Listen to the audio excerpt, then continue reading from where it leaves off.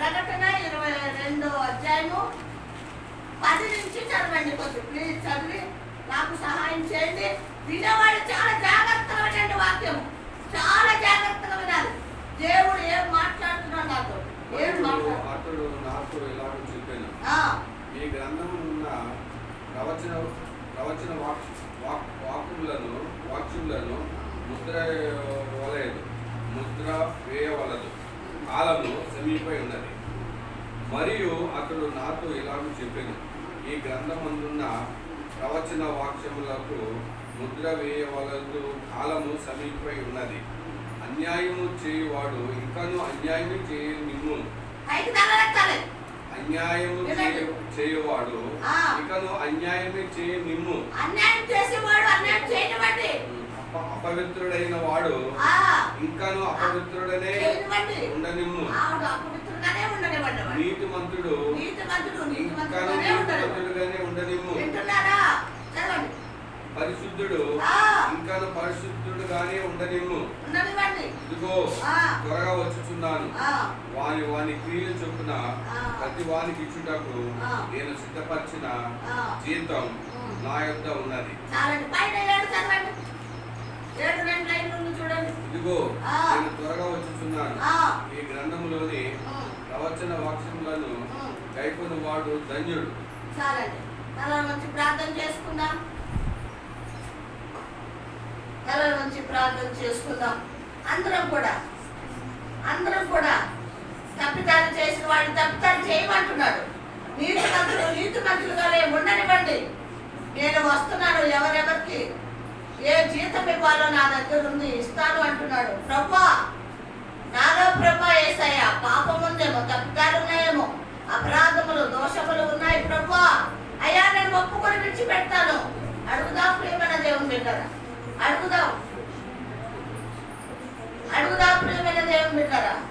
మనం పాపంలో ఉంటే ఆయన జీతం ఇస్తాకి వస్తున్నాడు. నేను అలా ఉండనయ్యా, పరిశుద్ధంగా ఉంటానయ్యా, నీతిమంతురాలుగా ఉంటాను ప్రభా, నీకు సాక్షిగా ఉంటాను ప్రభా. అయ్యా నాయనా దేవా, మీ స్తోత్రములు ప్రభా, మీతో ఎత్తబడే అయ్యా నాయనా సిద్ధపాటు కలిగి నేను ఉంటాను ప్రభా. మీరు త్వరగా వస్తున్నానని చెప్తున్నారు. యేసయ్యా మీకే వందనాలని ప్రతి ఒక్కరు కూడా నోటితో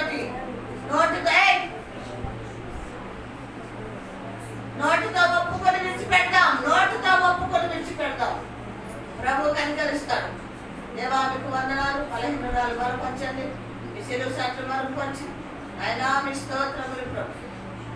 మాతో మాట్లాడి మమ్మల్ని బలపరిచి యేసయ్య నామములో ప్రార్థించి అడుగు పెట్టుకొచ్చున్నాం తండ్రి. ఆమేన్, ఆమేన్. మన దేవుని బిడ్డలారా ఏమన్నాడు?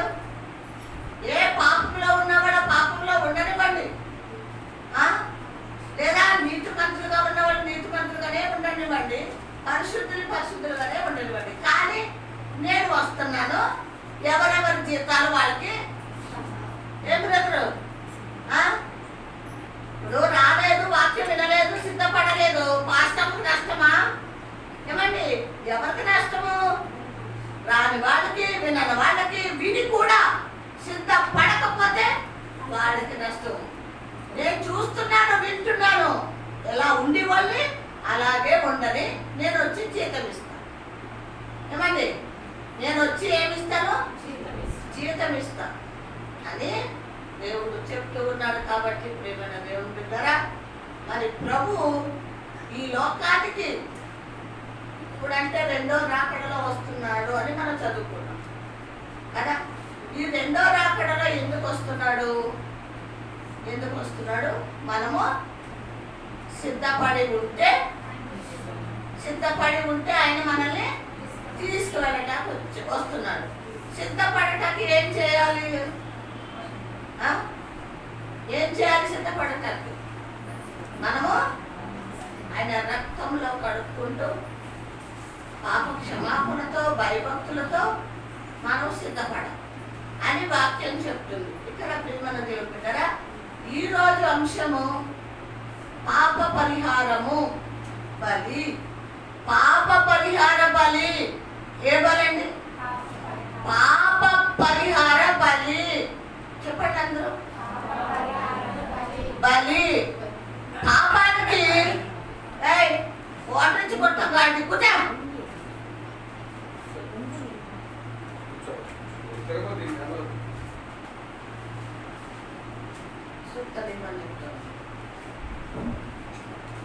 పాప పరిహార బలి.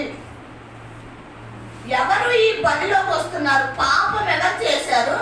బలి ఎవరు అర్పిస్తున్నారు? బలిలోకి ఎవరు ఉంటున్నారు? బలి ఎవరు వస్తున్నారు? పాపం ఎవరు చేస్తున్నారు? పాపం ఎవరు చేశారు? గట్టిగా చెప్పాలి. పాపం ఎవరు చేశారు? నేను పాపము చేశాను. ఆ పాపానికి బలి బలిలోకి వచ్చేది ఎవరు? ఎవరండి? యేసయ్య బలిగా అర్పణగా ఈ లోకానికైనా వచ్చాడు. పాపం చేసింది మనము, బలి అర్పించేది ఎవరికి? యేసయ్య కదా. ప్రియమైన దేవుని బిడ్డలారా, మరి పాపంలోనైన మనము ఈరోజు దేవుని వాక్యంతో సిద్ధపరచుకుందాం. దయచేసి ఆయన కోసం మనము సిద్ధపడి ఆయన ఎదుర్కొనే వారంగా వాక్యంలోకి వెళ్ళిపోదాం. లేవీయులకు రాసిన పత్రిక లేవీయులకు రాసిన గ్రంథం 4వ అధ్యాయము 22వ అధ్యాయం నుంచి 24 వరకు చదవండి. లేవీయులకు రాసిన లేవి కాండము 4వ అధ్యాయము 22వ అధ్యాయము 24 వరకు 24 వరకు చదవండి.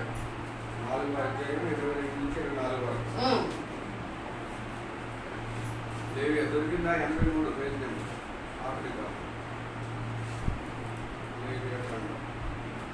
అధికారి పొరపాటున పాపం చేసి తన దేవుడైన యెహోవా ఆజ్ఞలన్నిటిలో దేనినైనను మీరి చేయరాని పనులు చేసి అపరాధి అయిన ఎడల అతడు ఏ పాపము చేసి పాపి అయినదో అది తనకు తెలియబడిన ఎడల అతడు నిర్దోషమైన మగ మేక పిల్లను అర్పణగా తీసుకొని వచ్చి ఏమన్నాడంటే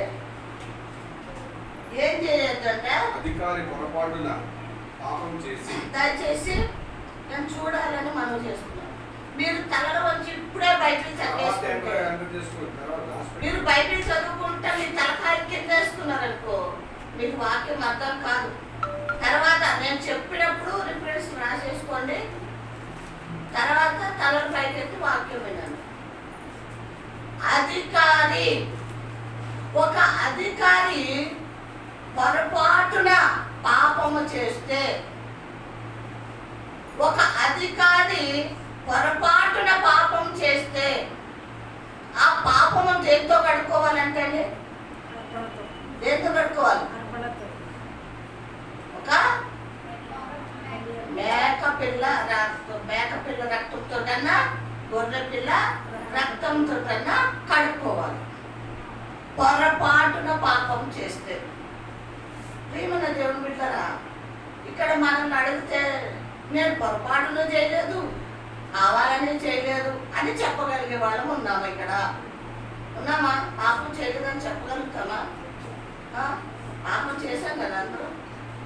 దానికి బలి పాత నిబంధనలో ఒక గొర్రె పిల్లను కానీ మేక పిల్లను కానీ ఇస్తే యాజకుడు ఏం చేస్తాడంటే దాన్ని బలిపీఠం దగ్గర వధించి ఆ రక్తము ప్రభువుకి అర్పణగా ఇచ్చి ఆమె పాపం పోయింది అని చెప్తాడు. అది కూడా ఆ రోజే అధికారి ఏం చేశాడు? ఒక్కరోజు పాపానికి ఒక గొర్రె పిల్ల అలాగా అర్పించాలి. ఎక్కడది? పాత నిబంధన మరి ఒక అదన్నమాట. అంటే నిబంధన అది ఏంటంటే మేక పిల్లని గొర్రె పిల్లని అక్కడ అర్పణగా ఇవ్వాలి అని చెప్పాడు.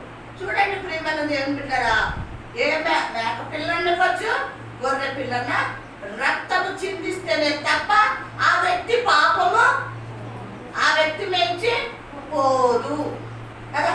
మన మెచ్చి రక్తము ప్రోక్షించనే కానీ మన పాపాలు తొలగిపోవు అని వాక్యం చెప్తుంది కదా. ఆది కాండం చూడండి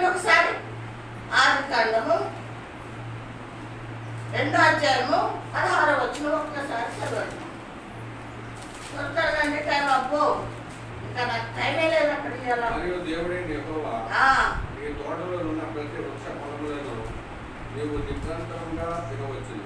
ఉమ్. అయితే మంచి చెట్ల తెలివినిచ్చే వృక్ష ఫలములను తినకూడదు. నీ వాటిని దినమున నిత్యముగా చచ్చినవని నరుని ఆశీర్వదించు. చాలు. ఏం చెప్పాడు? ఏం చెప్పాడు? మంచి చెడు రెండు రకాల పళ్ళు తోటలో పెట్టాడు దేవుడు. మంచి పండు తింటామా, చెడ్డ పండు తింటామా అమ్మా? ఇప్పుడు పళ్ళ తోటకి వెళ్ళాం, మస్తు రకరకాల పళ్ళు ఉన్నాయి. మామిడి పండు, జామ పండు, సపోటా, యాపిల్, ఇవన్నీ ఉన్నాయి. తర్వాత అక్కడ కొన్ని చెట్లు కూడా పక్కకు ఉన్నాయి. అది చేదైన పండు, ఇది తీపైన పండు. దేవుడు ఏం చెప్పాడంటే తీయకున్న పండు కోసుకుని తిను అన్నాడు. ఒకవేళ నేను చెప్పింది నువ్వు చేయలేదనుకో నువ్వు చచ్చిపోతావు అని కూడా చెప్పాడు దేవుడు. అయితే వీళ్ళు ఏం చేశారు? దేవుడు సృష్టించుకున్న అవ్వమ్మ ఏం చేసింది? చేదు పండు దగ్గరికి వెళ్ళి తీసుకుంది. చేదు పండుని కోసుకుంది. కోసుకుంటానికి కారణం ఏంటి అంటే సాతానుగాడు. మీకు తెలియని వాడికి చూపిస్తా. ఇదిగో సాతానుగాడు అంటే చెట్టు, ఇదిగో పాము. సాతానుగాడు అంటే పాము. ఇది ఇక్కడ ఏముంది? చెట్టు ఉందా? పండ్లు ఉన్నాయా? ఆ పండ్ల దగ్గరికి ఎవరు వచ్చారంటే వీడు సాతానుగాడు వచ్చాడు. అది పాము వచ్చింది. సాతానుగాడు అంటే కొంతమందికి ఇప్పుడు వచ్చిన బిడ్డలకు తెలియదు కదా. పాము వచ్చింది. పాము మాట్లాడుతుంది. ఎవరితోటి? అక్కడికి వెళ్ళిన ఆ బొమ్మతో మాట్లాడుతుంది. ఈ పండు తినొద్దన్నాడా మీ దేవుడు అని అడిగాడు. అంటే అవును తినొద్దన్నాడు, తింటే చచ్చిపోతామని మా దేవుడు చెప్పాడు, నేను తినను అంటే వాడేం చేశాడు తెలుసా? అరే అరే మీ దేవుడు అలాగే చెప్తాడు, నువ్వు ఆ పండు తిను, ఆ పండు తిను, నువ్వు మంచిగా అయిపోతావు, దేవదూతం అయిపోతావు, అది ఇదని వాళ్ళకి మాయ మాట చెప్పాడు ఆ పాము. అబద్ధాలు చెప్పాడు ఆ పాము. ఈమెం చేసింది? ఆ మాట వినేసింది. దేవుడు చెప్పిన మాట వినలేదు. కానీ దేవుడు ఏం తినమన్నాడు? మంచిదా చెడుదా? మంచిది తినమని దేవుడు చెప్పాడు. కానీ పాము ఏం చెప్పింది? ఏం చెప్పింది? ఏం తినొద్దన్నది? మంచి తినద్దు, నువ్వు చెడ్డదే తిను. ఎందుకు వాడు చెప్పాడు అంటే పాము చెప్పింది చెడ్డ పండు తింటే చచ్చిపోతామని దేవుడు చెప్పాడు. వాడికి పాముకి ఏంటి ఆలోచన అంటే వీడు చెడ్డ పండు తింటే చచ్చిపోతే నరకానికి నేను తీసుకెళ్ళిపోతాను అన్న ఆలోచన పాముది. దేవుడికి ఏంటి ఆలోచన? మంచి పండు తినాలి నా బిడ్డలు, మంచి పండు తింటే నా రాజ్యంకి నా బిడ్డలు తీసుకెళ్తానని దేవుడు ఆలోచన. మరి ఎవరి ఆలోచన మంచిది? ఏమ్మా, ఏ ఆలోచన? మీకు అర్థమైంది కదా ఆ మాట. ఎవరి ఆలోచన మంచిది? దేవుడు చెప్పింది వినాలా వద్దా? మనము వినలేదు. ఈమె ఏం చేసింది? వినలేదు. చెడ్డ పండు తినమన్న పాము మాట విన్నది, కానీ మంచి పండు తినమన్న దేవుడి మాట వినలేదు. అయితే దేవుడు ఏం చెప్పాడు? అది తింటే చచ్చిపోతావమ్మా అని చెప్పాడు. అయినా వినలేదు ఆమె. ఏమైపోయింది తెలుసా? దేవుడు కోపం వచ్చింది.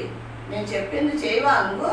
ఆ చెడ్డ పండు, ఆ చేదు పండు తింటావా అని ఆ తోట, ఇది తోట అన్నమాట, తోటలో పండులు ఉన్నాయి. ఏం చేశాడు? అక్కడి నుంచి బయటకు గెంటేశాడు. ఎవరు? దేవుడు గెంటేశాడు. ఏసాయి గెంటేశాడు బయటికి. పొమ్మండి, పోండి, చెప్పిన మాట మీరు వినట్లేదు అంటే వాళ్ళు చచ్చిపోయారు. ఎలా చచ్చిపోయారు? శరీరం ఉంది, ఆత్మ చచ్చిపోయింది. ఓకేనా? మనుషులు బ్రతికే ఉన్నారు, వాళ్ళలో ఉన్న ఆత్మ దేవుడి దగ్గర నుంచి దూరం అయిపోయింది. ఓకేనా? దేవుడి దగ్గర నుంచి దూరం అయిపోతే ఇక దేవుడు మాట్లాడతాడా వాళ్ళతోటి? రోజు మాట్లాడేవాడా లేదా? కదండి. వాళ్ళతో నడిచేవాడు, మాట్లాడేవాడు, వాళ్ళతో సంతోషించేవాడు. ఇప్పుడు వదిలేశాడు. వాళ్ళు ఏమైపోయారు? ఒంటరోడు అయిపోయారు. ఏమైపోయారమ్మా? ఒంటరోడు అయిపోయారు వాళ్ళు. ఇక దేవుడి ప్రేమ లేదు, దేవుడు సావాసం లేదు, ఒంటరోళ్ళు అయిపోయారు. తర్వాత ప్రేమన దేవుడు వాళ్ళని బయటకి గెంటేశాడు. వాళ్ళకి ఎవరు కూడా లేరు. చచ్చిపోయినప్పుడు వాళ్ళు దిగంబరులుగా ఉన్నారు. ఎలా ఉన్నారండి? దిగంబరులుగా ఉన్నారు. దిగంబరులుగా ఉంటే మన దేవుడు జాలి గల దేవుడు కదా, ప్రేమ గల దేవుడు కదా. ఏం చేశాడు చూడండి. అదే ఆదికాండము 3:21 చూడండి. 3:21. దేవుడైన యెహోవా ఆదామునకు అతని భార్యలకు చర్మం చొక్కాలను చేయించి వారికి తొలగించాడు. చాలండి. ఇక్కడ చర్మం చొక్కాలు ఎక్కడి నుంచి చేయించాడు, ఎక్కడ తొడిగాడు అంటే ప్రియమైన దేవుని బిడ్డరా, ఒక గొర్రె పిల్లను వధించి, పాత నిబంధనలతో మనం చదువుకున్నాం కదా, అధికారి పాపం చేశాడు. ఆ పాపం పోవడానికి ఒక మేక పిల్లైనా గొర్రె పిల్లనైనా వధించి ఆ రక్తంకు ప్రోక్షింపబడితేనే ఆ వ్యక్తికి ఏంటి పాప పరిహారణ కదా, పాప పరిహారం అవుతుంది, పాపం నుంచి విడుదల పొందుకుంటాడు. ఇక్కడ ప్రభు కూడా ఆవిడ పాపం చేశారు కదా. ఏంటి పాపం? ఏంటి పాపము? తినొద్దన్న పండు తిన్నారు. అందుకు ఆజ్ఞ అతిక్రమమే పాపం. మనకు కూడా ఇచ్చాడండి. అప్పుడు ఎప్పుడు ఆదాముకి ఇచ్చాడు కాదు, ఇప్పుడు కూడా మనకి ఇచ్చాడు. 7 రోజుల్లో 1 దినము నాది, 6 దినములు మీది. పునరుద్ధాన దినము నన్ను వచ్చి ఆరాధించండి, ప్రార్థించండి, నేను మాట్లాడుతున్న ఈ జీవపు మాటలు వినండి, మీ బ్రతుకులు సరి చేసుకోండి అని చెప్పాడు. మరి ఈరోజు చాలా మంది రాలేదు. మరి వాళ్ళు దేవుడి మాట విన్నారా, వినలేదా? ఏమైపోయారు మరి వీళ్ళు? ఏమండి మీరే చెప్పండి, మీ నోటితో చెప్పండి. ఏం చేస్తాడండి? తోటలోంచి ఏమైనా దేవుని పెట్టారా? ఒక గొర్రె పిల్లను వధించి దేవుడు వాళ్ళకి చొక్కాలు కుట్టించి తొడిగించి, అంటే లేకపోతే దిగంబరులుగా ఉన్నారు. దిగంబరులుగా ఎవరు ఉంటారంటే సమాధిలో దెయ్యాలు పట్టేసి వాళ్ళ ఒంటి మీద బట్ట కూడా కానకుండా వేసుకోరు, కూడా పీకేసుకుంటారు. అటువంటి వాళ్ళ మీద ఏముండదు, వస్త్రాలు ఉండవు, దెయ్యం పట్టినోడు. కానీ దేవుడు వాళ్ళ పైన కనికరపడి దిగంబరులుగా నా బిడ్డలు ఉండటానికి వీల్లేదని ఏం చేశాడు? చొక్కాలు కుట్టించి, అంటే గొర్రె పిల్ల రక్తంతో వాళ్ళ పాపాలు క్షమించాడా లేదా? క్షమించాడు కదా. అక్కడ 6లో మొదలైంది. ప్రభు రక్తాన్ని చిందించడం మొదలు పెట్టాడు. ఎప్పటి నుంచి? 6 నుంచి కదా. అక్కడ గొర్రె పిల్ల రక్తాన్ని వాళ్ళ మీద ప్రోక్షించి వాళ్ళని పంపించేసి వెళ్ళి బ్రతకండి ఇక లోకంలో. ఇక నా తోటలో ఉండటానికి మీకు హక్కు లేదు, అధికారము లేదు. నా మాటను మీరు తోసేశారు, నా మాట వినలేదు, మీ మహిమను పోగొట్టుకున్నారు. మీరు ఇప్పుడు మట్టి మనుషులు కాబట్టి పోండి అడవిలో లోకంలో కానీ గెంటి వేశాడు. ప్రియమైన దేవుని బిడ్డారా,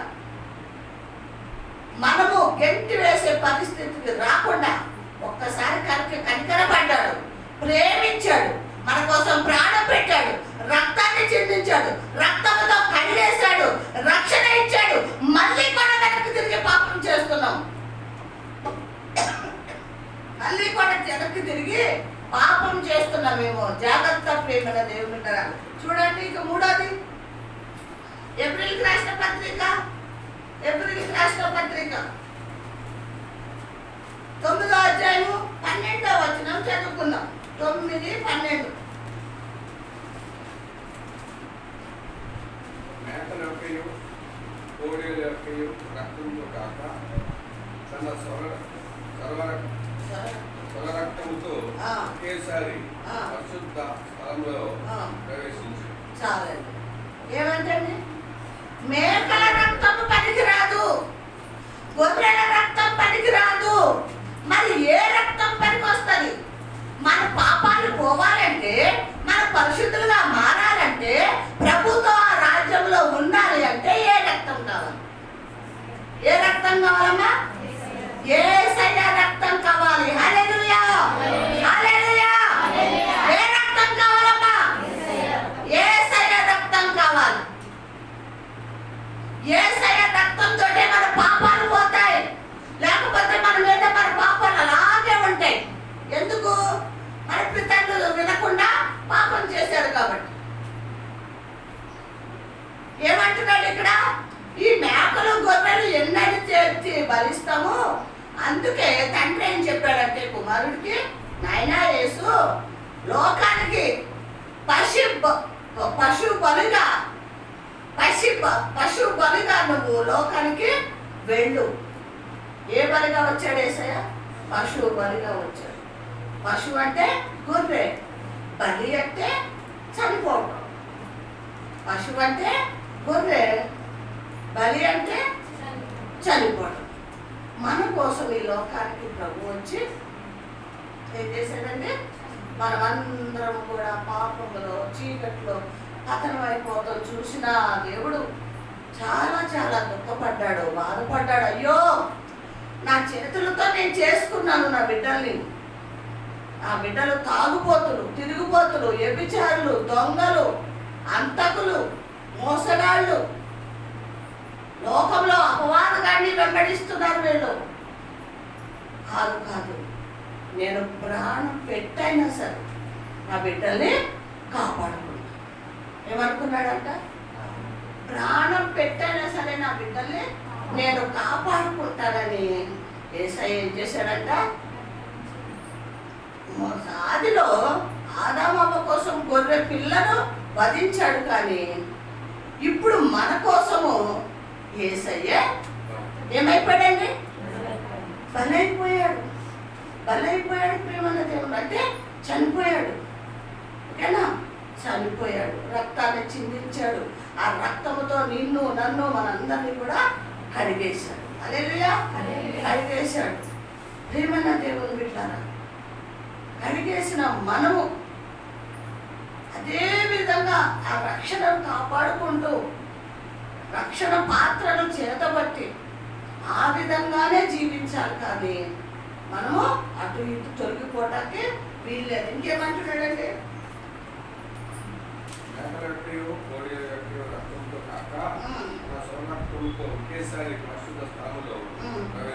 ఏమంటే ఒకేసారి పరిశుద్ధ రక్తంలో పరిశుద్ధ స్థలంలో ఆయన ప్రవేశించాడు. ఏమంటే పరిశుద్ధ స్థలంలో ఆయన ప్రవేశించాడు.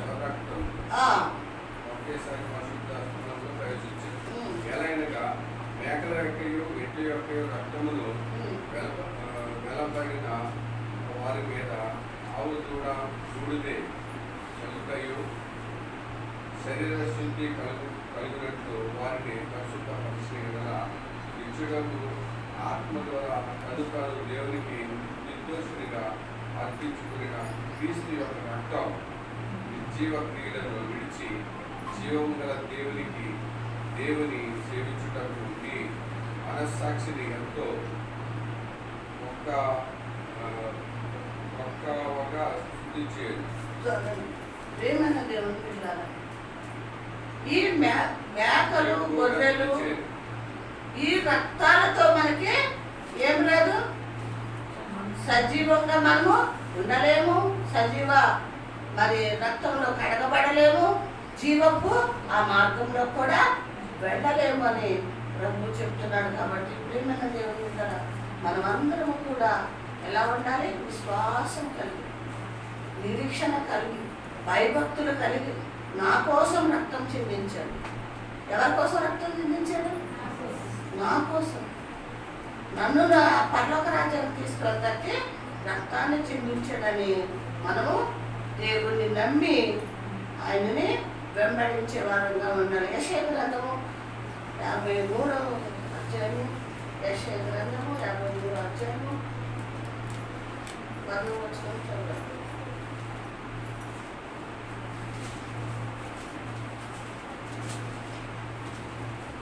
53 అతన్ని నలగొట్టుటకు యెహోవాకు ఇష్టమాయేది. ఆయన అతనికి వ్యాధి కలగజేశాడు. అతడు తను తానే అపరాధి పరిహార బలిగా అతని సంతానము సూచింది. చాలండి. ఏమంట? అతనిని నలగొట్టడానికి ఆయనకి యెహోవాకి ఇష్టమైన ఇష్టమాయెను. ఎవరికి ఇష్టమైందంట? ఎవరిని నలగొట్టడానికి? యేసయ్యని నలగొట్టడానికి ఆయనకి ఇష్టమైంది. ఎవరికి? నలగొట్టడం అంటే ఏంటి? నలగొట్టడం అంటే ఏంటి అయ్యా?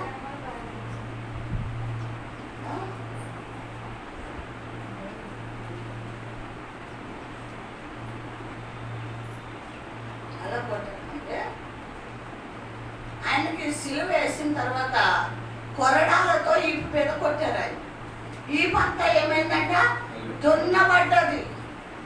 దున్నబడ్డది, చీల్చబడ్డది. ఇలాగా ఈ ఏమైపోయిందమ్మా? చీల్చబడ్డది. ఇలాగ మొత్తం అసలు ఎక్కడ కూడా ఈపు కనపడుతుంది. ప్రియమైన దేవుని బిడ్డలారా, తండ్రికి అలాగ కుమారుడు చేయబడటం ఆయనకి ఇష్టమంట. ఏం చేయబడటము? రక్తము కార్చబడటము, నలగొట్టబడటము, ఇంకేం చేయబడటం? అతని నలగొట్టుటకు యెహోవాకి ఇష్టమాయెను. ఆయన అతనికి వ్యాధి కలగజేశాడు. ఏం చేశాడంటే ఆయనకి వ్యాధి కలగజేశాడు. ఎవరు? తండ్రి కుమారుడికి వ్యాధి కలగజేసిన అతడు తను తానే ఏమంటే అతడు తనకు తానే పాప పరిహార బలిగా ఏమంటే పాప పరిహార బలిగా ఏం చేశాడు? ఏమంటే పాప పరిహార బలిగా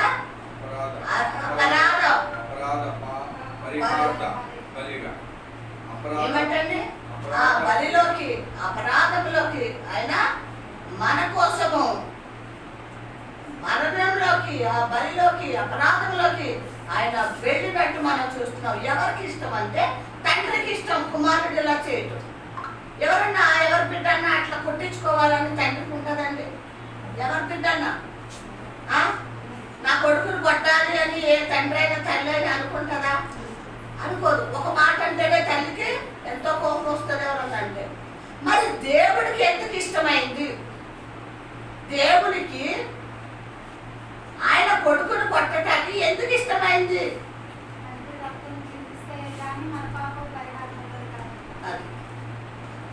ఆయన రక్తాన్ని చిందించాడు తప్ప మన పాప పరిహార బలిగా మనం చేయబడం కాబట్టి తండ్రి కుమారుడు అందుకే పంపించినట్టు మనం చూస్తున్నామండి. హల్లెలూయా.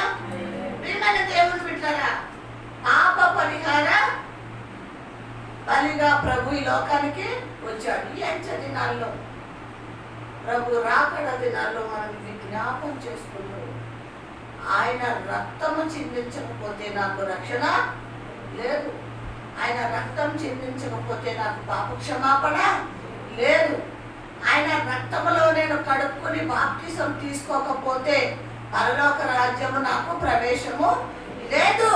విడబడవలసింది.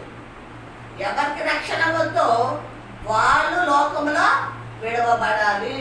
విడవబడితే వాళ్ళ పరిస్థితి ఏంటి? నరకానికి పోవాలి అని వాక్యం చెప్తుంది. ఎవరైతే దేవుణ్ణి విశ్వసించి నమ్మి ఆయన రక్తం నా కోసమే నా ప్రభు చిందించాడు, నేను ఆయన రక్తంలో కడుక్కుంటాను, అప్పుడు నేను రక్షణ పొందుకుంటాను అని ఎవరికైతే విశ్వాసం ఉంటుందో మనం ఏం చేయాలి? మారు మనసు ఏం చేయాలి? రక్షణ పొందుకోవాలి. ప్రియమైన దేవుని బిడ్డలారా, మన మధ్యలో ఉన్న మరి బేబీ అందరికీ తెలుసు. ఎవరికి? అందరికీ తెలుసు.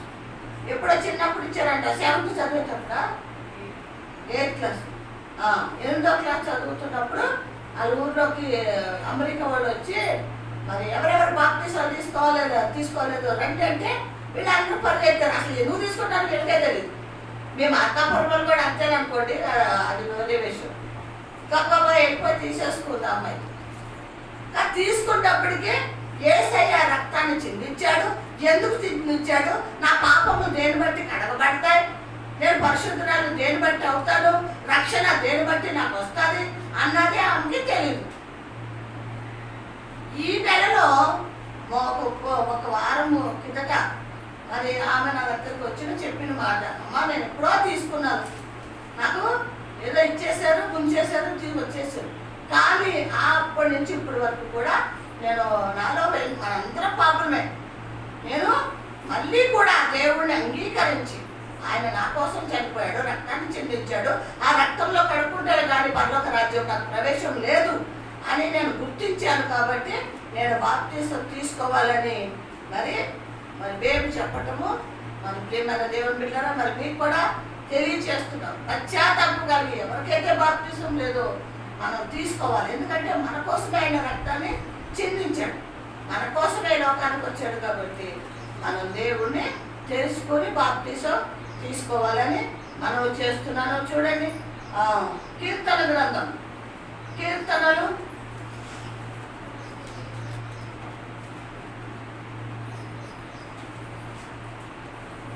'నీకు ఇంకా టైం ఉందిలేమ్మా, ఇప్పుడు ఇవ్వను నీకు, నువ్వు ఇంకా బాగా దేవుని తెలుసుకున్నాక అప్పుడు బాప్టిజం, ఇప్పుడు ఇవ్వ. కీర్తనలు 90వ కీర్తన 8వ వచనం చదవండి.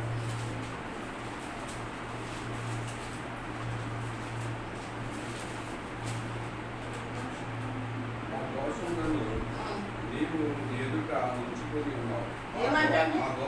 చాలా జాగ్రత్తగా ఉండాలి. మా దోషములు అంటే దోషం అంటే ఏంటి? దోషం అంటే ఏంటి చూడాలి, నన్ను చూసి వాక్యం వినాలి, నేను అడిగిన దానికి సమాధానం చెప్పాలి. దయచేసి మీరు నా నిర్లక్ష్యం చేస్తున్నారు. మాట రాసుకోండి. తర్వాత ఏమంటా? మన దోషములన్నీ, దోషములు అంటే మీకు అర్థం కాదు, మన పాపములన్నీ. ఇక్కడ ఎంతమంది మీద కూర్చున్నామో కనిచ్చినంతా కూడా మన పాపములన్నీ కూడా ఆయన ఎదుట పెట్టుకున్నాడంట. దేవునికి మహిమ కలుగును గాక. హల్లెలూయా, హల్లెలూయా. ఎంత గొప్ప దేవుడు అంట ఆయన. ఎవరి పాపం అన్న నేను పెట్టుకుంటారా, పోస్తారా? అయ్యో ఆ బిడ్డను వదిలేసాయి, మా ఏదో అమ్మాయి ఉంది, అమ్మాయిని వదిలేసాయి ప్రభా, లేదా ఇంకో సహోదరుడు లేకపోతే అప్పుడు పట్టుకున్నవాడు వస్తే ఆమె చేయలేదు పాపము, నేనే చేశానని నా మీద వేసుకుంటానా? ఏమండి అర్థమవుతుందా ఈ విధంగా చెప్తే? ఇప్పుడు పరిమళ పాపం చేసింది, ఆమె పట్టుకున్నారు, క్లాస్ తీసుకొచ్చారు. ఏం పాస్టమ్మా మీ చర్చికి వస్తుంది, మేము బైబిల్ తీసుకుని ఇదిగో అలాంటి చోట దొంగసాటుగా పాపం చేస్తుంటే మేము పట్టుకున్నాం. ఏం చెప్తావు, ఏం నేర్పిస్తున్నావు ఆమెకి అని వాడు వచ్చాడు అనుకోండి, ఆమెను పట్టుకొని అయ్యా ఆమె చేయలేదయ్యా పాపం, నేనే చేశానని నా మీద వేసుకుంటానా? వేసుకొని ఏంటది? మామూలు విషయం కాదు, పాపం. ఇక్కడ నిన్ను నన్ను ప్రేమించిన ప్రభు లోకానికి రావటమే కాదు, రక్తాన్ని చిందించటమే కాదు, కానీ ప్రాణం పెట్టటమే కాదు, మన పాపమును ఆయన ఎదుట పెట్టుకొని ఉన్నాడు, ఉంచుకొని ఉన్నాడు. చూసారా? మరి ఆ దేవుడు కావాలా వద్దా మనకి? ఏమా సరే నన్ను పక్కన పెట్టేయండి. ఆమె భర్త ఒప్పుకుంటాడా? ఆమె భర్త ఒప్పుకుంటాడా? సరేమ్మా మంచి పని చేసావు, పాపము సార్ రా వచ్చేసే లోపలికి వచ్చే నీతో సంసారం చేస్తా అంటాడా? ఏమ్మా నా భర్త అంటాడా? నీ భర్త అంటాడా? ఎవరు భర్త అన్నాడు. ఆఖరికి మనల్ని కన్న తల్లిదండ్రులు కూడా అన్నారండి. భర్తను బయట వదిలే మనల్ని కన్నారు కదా తల్లిదండ్రులు, వాడు అంటారా నా కుమార్తె తప్పు చేసింది అయ్యా, నేను కన్నాను, నా బిడ్డ నేను పెంచుకున్నాను, పెద్దదాన్ని చేసుకున్నా, అయ్యా పాపం నామే చేసుకుంటాను, నా బిడ్డ చేయలేదు నేను చేశాను అని అంటారా? కూతుర్ని లోపలికి తీసుకెళ్ళి దాచుకుంటారు అనుకుని పాపాన్ని? లేదు. ఎవరు దాచుకుంటారు? ఎవరు దాచుకుంటారు మన పాపాన్ని? చూసారా? దేవుని బిడ్డలారా, ఇప్పుడైనా ఇవి అంచె దినాలు, ఇవి కడవల దినాలు, ప్రభు రాకడ దినాలు, ప్రభు త్వరగా వస్తున్నాడు బిడ్డలారా. ఈ మాటలన్నీ మన హృదయంలో భద్రపరుచుకుని ఈ లోకంలో ఈ మనుషులతో నాకు శాశ్వతం కాదు. ఆ? ఏది నాకు శాశ్వతం కాదు లోకంలో ఉంది. ఒక దేవుడు ఒక్కడే నాకు శాశ్వతమని మనం మంచి తీర్మానం చేసుకుని ప్రభుత్వ నడిచే వారంగా ఉన్నారు. అంటే చదవండి, కంటిన్యూ చేయండి. నీ ముఖ కాంతిలో ఆ, ఆ రహస్యము పాపములు ఆ రహస్య పాపములు ఆ. కనబడుచున్నవి. చాలండి. ఏమంట? నీ ముఖ మన కాంతి దేవుని ముఖములో మనం రహస్యంగా మన హృదయంలో ఉన్నాయి చూడండి పాపములు. భర్తకు తెలియకుండా పాపం చేసి, తండ్రికి తెలియకుండా పాపం చేసి, తల్లికి తెలియకుండా చేసిన పాపాలు, లేదా చుట్టుపక్కల తెలియకుండా చేసిన పాపాలు ఏమంటారంటే రహస్య పాపాలు. అయ్యా, నేను నీ ముఖము చూసినప్పుడు, నీ ముఖము ప్రకాశమైన వెలుగులో ఉందయ్యా నీ ముఖము. ఆ ముఖము చూసినప్పుడు నా రహస్య పాపాలు హృదయంలో ఉన్నాయి కదా, ఇవి ఏమవుతున్నాయంట నాకు. ఆ వెలుగైన దేవుడు ముఖములో ఉన్న వెలుగు ఈ హృదయం మీద పడి, బాగా అర్థం చేసుకోండి, ప్రభు ముఖము ప్రకాశిస్తూ ఉంది. అర్థమవుతుందా? ఆ వెలుగు వచ్చి నా మీద పడ్డది. నేను బాగా మంచి తెల్ల చీర కట్టుకొచ్చాను, లేదా పట్టు చీర కట్టుకొచ్చాను, ఓకే బాగానే ఉన్నా. కానీ ఈ కొంగు వెనకాల ఏముంది? ఒక హృదయం ఉంది. ఏముంది ఇక్కడ? హృదయం ఉంది. పాశ్రమకు హృదయం ఉందా లేదా? తెల్ల చీర కట్టుకుంది, నథింగ్. అది మంచి గొప్పగా ఉంది, అందంగా ఉంది, లేదా అందంగా తయారైంది. ఇవన్నీ దేవుడికి అక్కర్లేదు. ఏం కావాలి దేవుడికి? హృదయము. హృదయంలో ఏమున్నాయంట దేవుడు చూసేటప్పటికి? రహస్యంగా నేను చేసిన పాపాలు కనిపిస్తున్నాయి. అంటే ఆ వెలుగైన దేవుడికి మన రహస్య పాపాలు ఎలా తెలుస్తాయి అంటే, మనము దేవుని సన్నిధిలో మోకరించి ప్రార్థన చేస్తూ ఉన్నప్పుడు, కన్నీళ్లు విడుస్తున్నప్పుడు రహస్యంగా, నీ ఇంట్లో రహస్యంగా మోకరిస్తావో, సంఘంలో ఎవరు లేనప్పుడు వచ్చి తలుపేసుకుని మోకరిస్తావో, నీ పాపాలు ఒప్పుకుంటూ కన్నీళ్లు కారుస్తావు చూడు, అప్పుడు ఆయన ముఖము నీకు ప్రకాశమైన వెలుగుతో కనిపిస్తుంది. అప్పుడు నీ రహస్య పాపాలు ప్రభు ముఖంలో నీకు కనిపిస్తాయి. అర్థమైందా? మన రహస్య పాపాలు ఎవరు చూస్తున్నారంట? ప్రభుకి కనిపిస్తుంది. కాబట్టి మనము మన పాపాలు ఒప్పుకోవాలి, ప్రభు కనికరించాలి. అంటే మనం రహస్యంగా చూస్తున్నాడు ప్రభు, మనల్ని రహస్యంగా చూస్తున్నాడు, కనిపిస్తాడు. అప్పుడు మనకి ప్రభు చూస్తున్నాడని నేను అంటాను. మీరేమంటారు? ఎక్కడమ్మా, ఎక్కడ, ఏడు ఏడు పైన ఉన్నాడు అంటున్నావు, ఏడు. అదే రహస్యంగా చూడటం అంటే. ఆయన ఎక్కడున్నాడు? పరలోక రాజ్యంలో సింహాసనం మీద ఆసీనుడుగా ఉన్నాడు కదా. మనం ఎక్కడున్నాం? భూమి మీద ఉన్నాం. ఆయన పాదపీఠం దగ్గర మనం ఉన్నాం. మనం తల ఎత్తి ఏం చేయాలి? హృదయం అనే తల పైకెత్తి కన్నీళ్లు కారుస్తూ, మనము చిన్నప్పటి నుంచి మన ఊహ తెలిసిన కాడి నుంచి చేసిన పాపాలు నోటితో ఒప్పుకుంటూ, కన్నీళ్లు కారుస్తూ ఒప్పుకుంటూ, ప్రభువా నన్ను క్షమించండి అని నువ్వు రహస్యంగా ప్రభువుని అడిగితే, ఆయన ముఖ క్రాంతిలోంచి మీ పాపములు కనబడతలేదా? అప్పుడు ఏం చేస్తాడంటే ఆయన అవి ఏం చేస్తాడు? చదవండి. నీ ఉగ్రతను భరించుచునే ఆ దినములన్నీ గడిపింది. ఏమంటండి? నీ ఉగ్రతను నువ్వు భరిస్తూనే ఆ దినములన్నీ కూడా ఏం చేసామంట? గడిపించింది. ఏం చేస్తున్నామంట? భరిస్తూనే ఉన్నాం. ఏంటవి? పాపాలండి. భరిస్తూనే అలాగే గడుపుతున్నాం, కానీ మన పాపాలు ఒప్పుకుంటలేదు. అలాగే గడుపుతున్నాం, కానీ మన పాపాలు ఒప్పుకుంటలేదని వాక్యం చెప్తుంది. అంటే ప్రభు ఏమన్నాడు? నువ్వు ఒప్పుకో, నిన్ను క్షమించి కనికరించి నీకు విడుదల ఇస్తాను అంటున్నాడు. ఒప్పుకోవాలా వద్దా? ఒప్పుకోవాలి. మాటలు, చూపులు, నడవడి, ప్రవర్తన. అర్థమవుతుందండి? ప్రతిదీ కూడా ఒప్పుకుంటే మనని తోసివేసే దేవుడు కాదు. ఎందుకు చేసావు పాపం అని అడిగే దేవుడు కాదండి. కాబట్టి మనం ఒప్పుకోవాలని కీర్తనకారుడు మనతో చెప్తూ ఉన్నాడు. ఒక్క మాట చదువుకొని మనం ఇంకా ప్రార్థన చేసుకుందాం. లూకాసు వార్త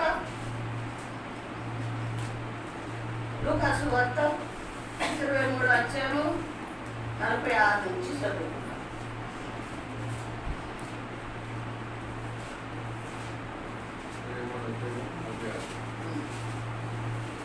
అప్పుడు యేసు గొప్ప శబ్దంతో కేకవేసి, తండ్రి, నీ చేతికి నా ఆత్మను అప్పగించుకుంటున్నానని ఆయన ఇలాగూ చెప్పి ప్రాణం విడిచాడు. చాలా ఏమైపోయాడంటే ఏం చేశాడు? మనం ఈ శ్రమ దినాల్లో మొదట లోకానికి వచ్చాడు, రెండోది ఏం చేశాడు? చనిపోయాడు. మూడోది ఏం చేశాడు? రక్తాన్ని చిందించాడు. నాలుగోది ఏం చేశాడు? మన పాపాలు కడిగేసి మనకు రక్షణ ఇచ్చాడు, మనకు బోధించాడు. ఏం చేశాడు? బోధించాడు. బోధించడం అంటే వాక్యము మనకి చెప్పాడు. నా బిడ్డలారా, ఇది ఇది ఇది పరలోక రాజ్యానికి ఇది మార్గము, నేనే మార్గాన్ని ఈ లోకానికి వచ్చాను, పాపాలు చేయకండి, పరిశుద్ధంగా జీవించండి అని చెప్పాడు. ఆ రోజు ఏం చేశాడంటే ఆయన ఏమన్నాడు? మళ్ళీ ఆ మాట రిపీట్ చేయండి. అప్పుడు యేసు గొప్ప శబ్దంతో కేకవేసి, తండ్రి, నీ చేతికి నా ఆత్మను అప్పగించుచున్నానని ఆయన ఏం చేశాడు? ప్రాణము విడిచిపెట్టాడు. ఆయన చెప్పి ఇలాగా ప్రాణము విడిచిపెట్టాడు. అంటే ఇవన్నీ చెప్పేశాడు, మనకి ఇవ్వాల్సిన అన్నీ ఇచ్చేశాడు. చెప్పి ప్రాణం విడిచిపెట్టి చనిపోయాడు. ఏమన్నా దేవుని బిడ్డలారా, మరి తెలియని బిడ్డలు అనవచ్చు, మరి చనిపోయాడు కదమ్మా, మరి మనల్ని ఎవరు తీసుకెళ్తారు దేవుని దగ్గరికి అంటే ఆయన మళ్ళీ రెండో రాకడలో ఇప్పుడు మళ్ళీ వస్తున్నాడు. హల్లెలూయా.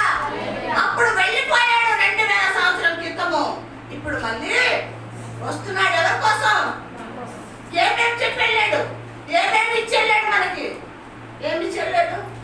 ఆయన రక్తాన్ని ఇచ్చాడు, ఆయన ప్రాణం ఇచ్చాడు, ఆయన జీవం ఇచ్చాడు, ఆయన రక్షణ మనకి ఇచ్చాడు. కాబట్టి మనం సిద్ధపడి ఆయన కోసం ఎదురు చూద్దాం, ఆ ప్రభుని మనము ఎదుర్కొందాం. హల్లెలూయా. వాక్యం దేవుడు దీవించి ఆశీర్వదించుకుందాం.